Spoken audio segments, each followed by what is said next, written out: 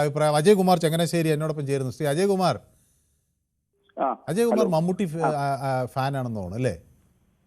ഞാൻ ആരുടെയും ഫാനല്ല. കൈതാൻ ഫാൻ എന്ന് ജഗതി ഒരു സിനിമയിൽ പറയുന്നുണ്ട്. ഓക്കെ, കൈതാൻ ഫാൻ. എനിക്ക് നല്ല സിനിമ ആരുടെ ആയാലും ഇഷ്ടപ്പെടും. കഥാപാത്രങ്ങളോടാണ് ഇഷ്ടം. കഥാപാത്രങ്ങളുടെ കൂടെയാണ്.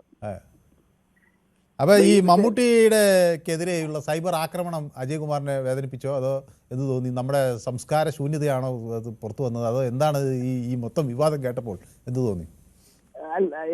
സംസ്കാര ശൂന്യതയല്ല, സംസ്കാര ശൂന്യത എന്താണ് നമ്മുടെ ഈ സൈബർ ആക്രമണം. സൈബർ ആക്രമണം സംസ്കാര ശൂന്യത തന്നെയാണ്.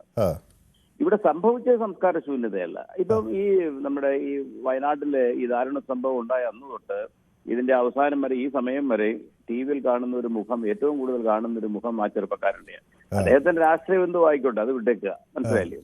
അതുപോലെയുള്ള ഒരു ചെറുപ്പക്കാരൻ ആ രാഷ്ട്രീയ പാർട്ടിയുടെ ആ ജില്ലയിലെ പ്രമുഖനായ ഒരു നേതാവ് മമ്മൂട്ടിയെ പോലൊരു നടൻ അവിടെ വരുമ്പോൾ അദ്ദേഹം കൂടി അവിടെ ആ സ്ഥലത്ത് പോകേണ്ടതും ആവശ്യമാണ്, പോകുന്നതും നല്ലത് തന്നെയാണ്. അങ്ങനെ ചെല്ലുമ്പോൾ മമ്മൂട്ടി, അതായത് ഞാനിവിടെ വന്നത് രാഷ്ട്രീയത്തിന്റെ ഭാഗമായി പോകും, എന്നെ അങ്ങനെ മുദ്ര കുത്തപ്പെടും, അതുകൊണ്ട് താങ്കൾ മാറി നിൽക്കൂ എന്ന് പറയുന്നത് വളരെ മോശമായി പോയി. മോശമെന്നല്ല, അതിന് വേറെ വാക്കുകൾ ഉപയോഗിക്കണം, അത് ചെയ്യുന്നില്ല.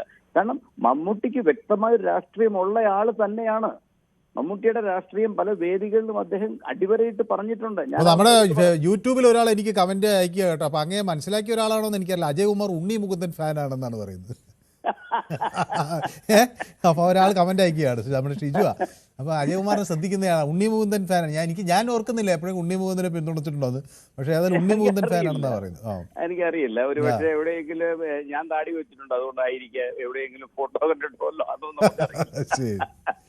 അപ്പം അങ്ങനെയാണ് സംഭവം. അപ്പൊ അദ്ദേഹം അതൊരിക്കലും അദ്ദേഹത്തിന് അത് ഒറപ്പായിട്ടും ഒഴിവാക്കാമായിരുന്നു. പക്ഷെ അത് അദ്ദേഹം എന്തുകൊണ്ട് ചെയ്തില്ല?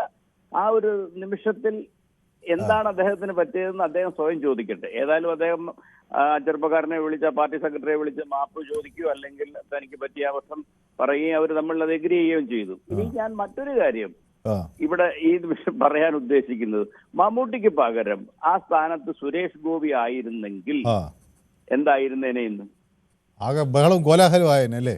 കേരളം കത്തിച്ചേനെ. ഇപ്പൊ സഹാക്കൾ തന്നെ വന്നിട്ട് പറയുന്ന കേട്ടില്ലേ? സാരമില്ല, അതങ്ങനെയായി, ഞങ്ങൾ ഇങ്ങനെയായി, ഞങ്ങൾ അങ്ങനെ ക്ഷമിക്കുന്നു, ഞങ്ങൾ ഇങ്ങനെ ക്ഷമിക്കുന്നു എന്നൊക്കെ പറയുന്ന ഈ സഖാക്കൾ തന്നെ, ഞാൻ പേരെടുത്ത് പറയുന്നു, കേരളം കത്തിച്ചേനെ. ഇതാണ് സോഷ്യൽ മീഡിയ. മനസ്സിലായില്ലേ? നമ്മൾ ആദ്യം പറഞ്ഞല്ലോ സോഷ്യൽ മീഡിയ. ഇതാണ് കേരളത്തിലെ സോഷ്യൽ മീഡിയ. അത്രേ ഉള്ളൂ.